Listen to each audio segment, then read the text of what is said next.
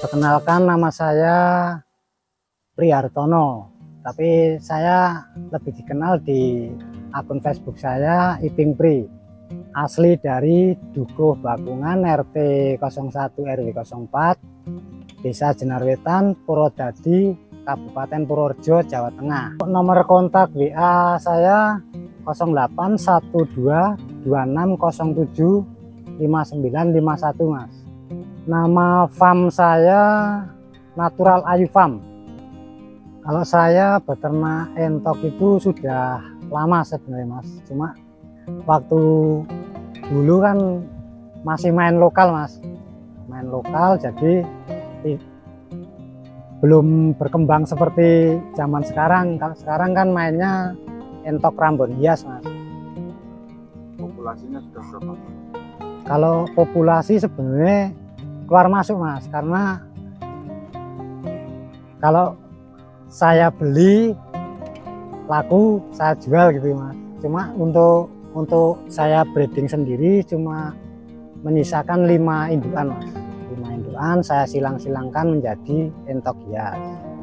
Ini bisa dikatakan spesialis untuk entok hias. Iya, Mas, saya spesialis entok hias, cuma di jumbo saya juga main. Kalau untuk yang ke depan saya kira prospeknya bagus, Mas, karena memang daya beli untuk konsumsi juga bagus.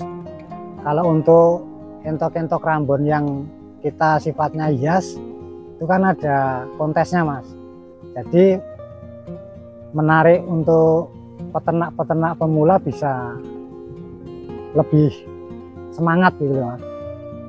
Bedanya apa, Pak, untuk entok hias ini sama entok pedaging? Entok pedaging langsung biasanya arah pasarnya ke konsumsi, Mas. Kalau untuk entok hias kan biasanya terpacu ke orang penghobi, jadi harganya sedikit mahal, Mas, sedikit lebih mahal. Kisaran berapa? Kalau masalah harga itu tergantung dari Mas, dari jenis entok hiasnya. Kan ada jenis entok hias, ada silver, ada lawu, ada bondol klasik, ada macam-macam, Mas, ada koko, ada mata merah juga. Jadi kalau saya pelihara untuk Mas, bondol kaji, Mas, bondol kaji sama milenial. Metalik juga ada dari hasil silangan-silangan saya, Mas. Jadi saya jual itu karena saya mainnya silang kan, antara Rambon sama mentok bondol kaji apa entok jenis lain saya silangkan jadi warna yang unik, Mas. Nah, itu yang membuat entok itu mahal. Ya, kalau entok hias bisa kita jual sesuai orang senang atau orang hobi gitu loh, Mas. Cuma dikonsumsi juga bisa. Artinya kalau dibandingkan dengan burung, ya, umpamanya kalau burung kan mahal, tapi kalau mati ya sama buat konsumsi yang kecil gitu ya. Ya itu suatu keuntungan juga, Mas. Kita pelihara, kita main unggas entok ini dalam arti itu seumpama kita beli mahal tapi masih bisa dikonsumsi. Ya, salah satunya. Sampai berapa beratnya juga nggak kalah jauh sama yang. Kalau berat biasanya untuk entok-entok Rambon itu Mas, lebih dari postur lebih besar, Mas, jauh lebih besar. Cuma di situ juga tergantung perawatan. Kalau perawatannya bagus atau maksimal, insya Allah bodi atau posturnya lebih besar gitu dibanding lokal. Pengalaman saya itu biasanya kalau entok-entok lokal itu kan maksimal tuh 3,3 kilo sampai 3,5. Kalau untuk entok Rambon itu biasanya sampai 4 kilo, 4,5 kilo juga ada, Mas.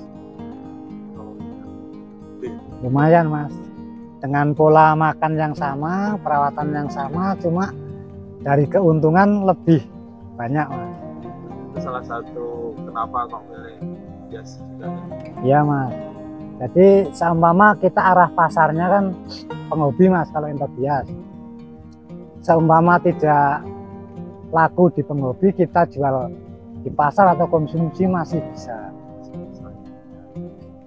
Kalau untuk makan juga sama? Makan sama mas.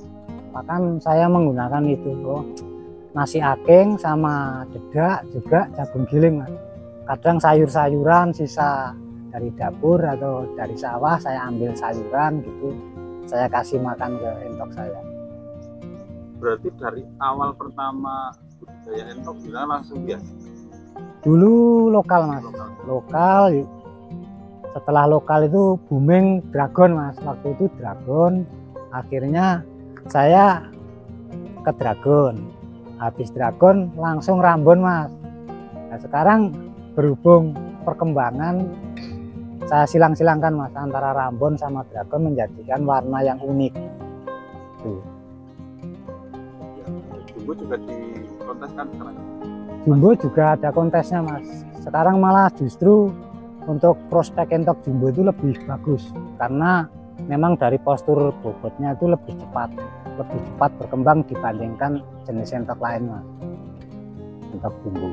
Berarti kalau di kandang mas ini ada berapa jenis sekarang? Saya 2 jenis mas, entok hias sama entok jumbo.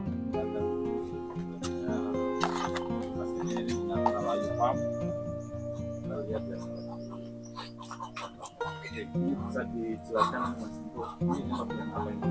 Ini sebenarnya entok bondol kaji klasik ini mas. Bondol kaji klasik, cuma berhubung sudah ambrol bulunya jadi mutasi mas. Kalau sebenarnya ini mas justru sudah saya ikutkan kontes ke Tulungagung dulu. Umur berapa nih mas? Ini sekitar umur 1 tahun. 1 tahun ganti bulu nih mas, baru ganti bulu. Nah ini hasil silangannya ini mas, yang angkrem ini antara ini sama bondol batik ini akhirnya jadi ini mas, metalik. Jadi metalik. Ini persilangan sendiri ya? Persilangan sendiri, tapi berhubung itu cuma sisa dari orang beli mas, yang bagus-bagus sudah terjual, akhirnya saya tinggal 1.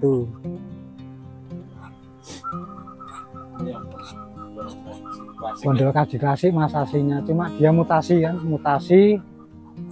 akhirnya kepalanya sudah tidak putih, nanti mungkin mutasi lagi bisa putih lagi mas. Di indukannya ini atau anaknya? Induknya ini masih bisa mutasi lagi nanti mas. Nah, bisa kembali lagi. Itu keunikan dari entok bondol kaji klasik mas. Ini salah satu koleksi jenengan ya? Berarti udah paling lama ini ya? Paling lama ini mas, makanya mau dibeli 1,5 dulu saya belum kasih. Itu kakinya juga hitam. Kalau mungkin bisa dijelaskan mas, ciri khasnya itu apa kalau bondol kaji? Bondol kaji, untuk bondol kaji biasanya kepalanya putih mas, makanya dikatakan bondol kaji seperti kaji pak. Kalau yang setengah tiang itu? Ya setengah tiang itu bondol kaji itu mas. Jadi putihnya sampai ke mana? Sampai ke leher biasanya mas. Tapi dengan mutasinya entok bondol kaji itu bisa putihnya sampai bawah juga bisa. Ini dulu dari mana mas? Itu dulu aslinya dari Kulon Progo mas. Kulon Progo ya. Sekarang umur 1 tahun. 1 tahun lebih mas. Lebih. Oh, baru ambrol 1 kali kan bulunya masih habis ganti nih. Bobotnya berapa nih mas?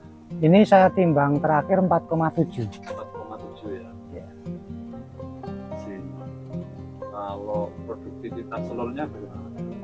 Produktivitas telur alhamdulillah fertil mas, masih fertil.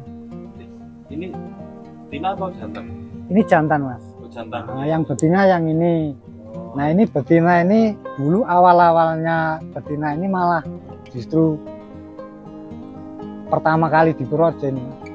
Jadi bondol batik anak-anaknya ini dulu kan dibeli sekitar 600.000 umur 2.